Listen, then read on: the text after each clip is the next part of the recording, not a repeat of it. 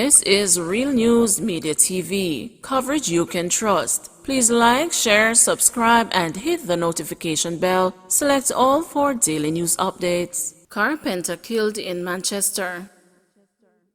Police are probing the murder of a carpenter in the community of Settlement near Royal Flat in Manchester. The victim has been identified as Otis Spence. Preliminary reports are that Spence's body was found face down with what appeared to be gunshot wounds sometime this afternoon. The police were summoned and the scene was cordoned off for processing. Manchester has recorded 28 murders since the start of this year.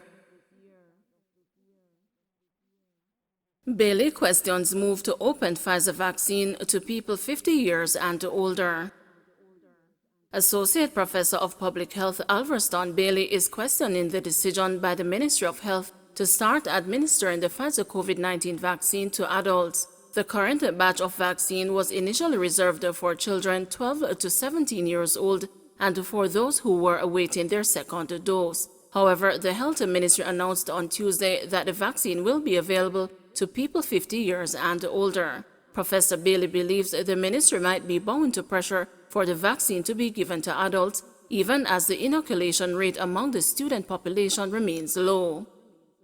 Over half of the targeted childhood population remains unvaccinated, and therefore they have not achieved herd immunity necessary for them to return to school safely. The Pfizer vaccines, which are the only one authorized for children under 18, should be used to ensure that our kids can return to school through the acquisition of immunity among this population. However, if the take-up of the vaccine now available is low and there's imminent risk of wastage due to waning shelf life, then all eligible adults should be offered a vaccine to prevent wastage. If the issue on the table is not that the vaccine shelf life is waning and that government is catering to the inclination of a large segment of the population for a preference for Pfizer, then this should not be allowed. The Ministry of Health has said there is sufficient stock of the Pfizer vaccine to provide Jamaicans 50 years and older with first and second doses. Dr. Melody Ennis, Director of Family Health Services, said the ministry will this time around be more mindful of the amount of doses of the Pfizer vaccine in storage.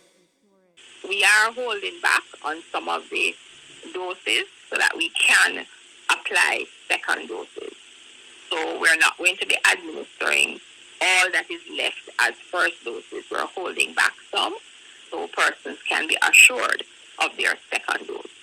And a part of the challenge is that there was a lull in children coming out. So we do anticipate that more children will come out, but we do have doses that can facilitate their inoculation. It's time to move into the post-pandemic era, says Prime Minister.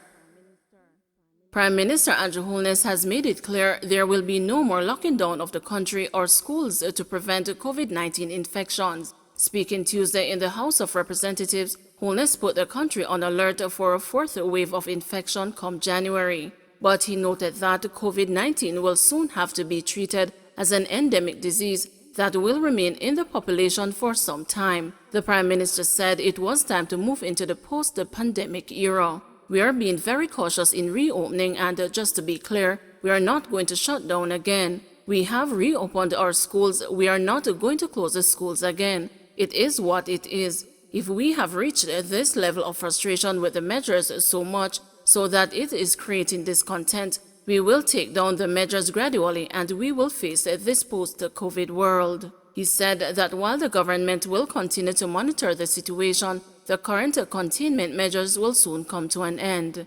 These measures were never intended to be the solution. These measures were interim measures until a vaccine was found or some other clinical solution. They are both available now and therefore these measures will soon come to an end, he said.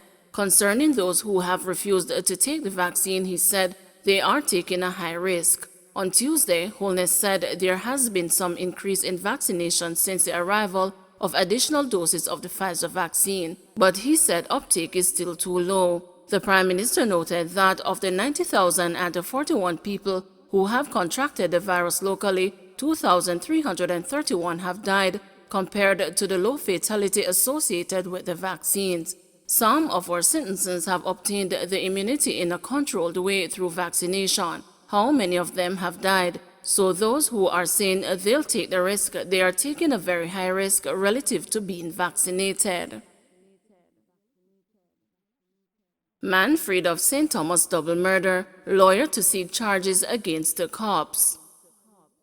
The prosecution was forced yesterday to offer no evidence in a double murder case after the witness said the police pressured him to lie about the accused man. Following the disclosure in the St. Thomas Circuit Court, the Crown offered no evidence against 30-year-old laborer Delando Brissett of 11 Miles Bull Bay, St. Thomas. Justice Martin Gale, who was trying the case, then freed Brissett of the murders of Javon Russell and Jerome Bogle, who were shot and killed on January 30, 2018. Attorney-at-law Patrick Bailey, who represented Brissett, indicated that he was going to write to the Director of Public Prosecutions for her to consider bringing charges of attempting to pervert the course of justice in relation to what the witness had said about the police.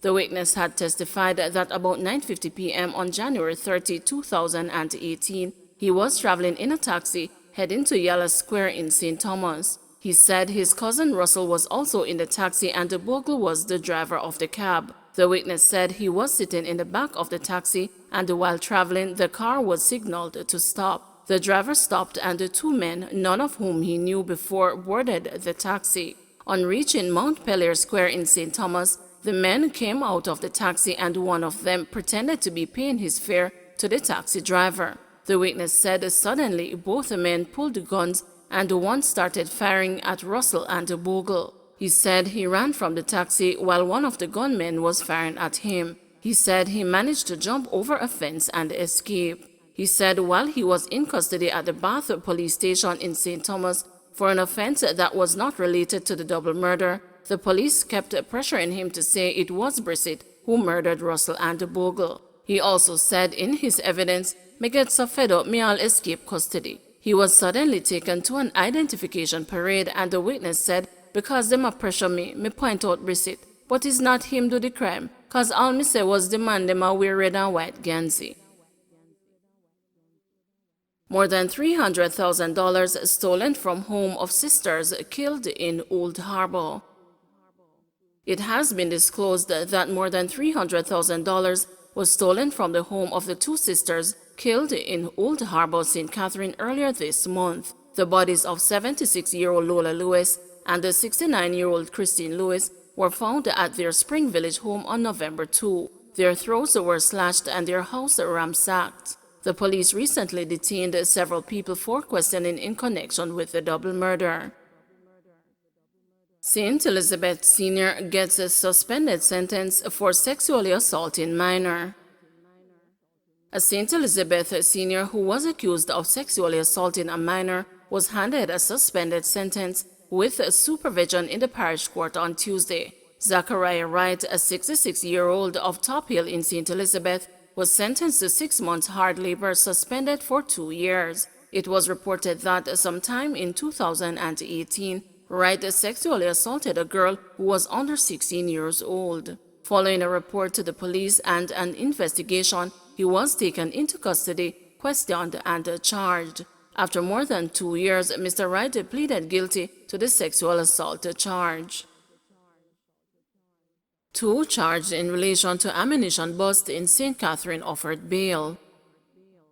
The 2 persons charged last week in connection with the seizure of a large quantity of ammunition were offered bail when they appeared before the St. Catherine Parish Court on Tuesday. Their case was transferred to the Supreme Court for hearing on November 26. Horace Petinaud, 33, a salesman of Zadie Avenue, St. Andrew, and the Carlson Crescent in Cumberland, Portmore, was offered bail in the sum of $500,000 following an application by his attorney. His co-accused, the 62-year-old Shirley Lang, a supervisor employed to the Portmore Municipal Council, was offered bail in the sum of $150,000. The police reported that they conducted an operation in Taws Meadows 2 weeks ago and arrested Mr. Petinaud after allegedly seizing almost 50 rounds of ammunition in his possession.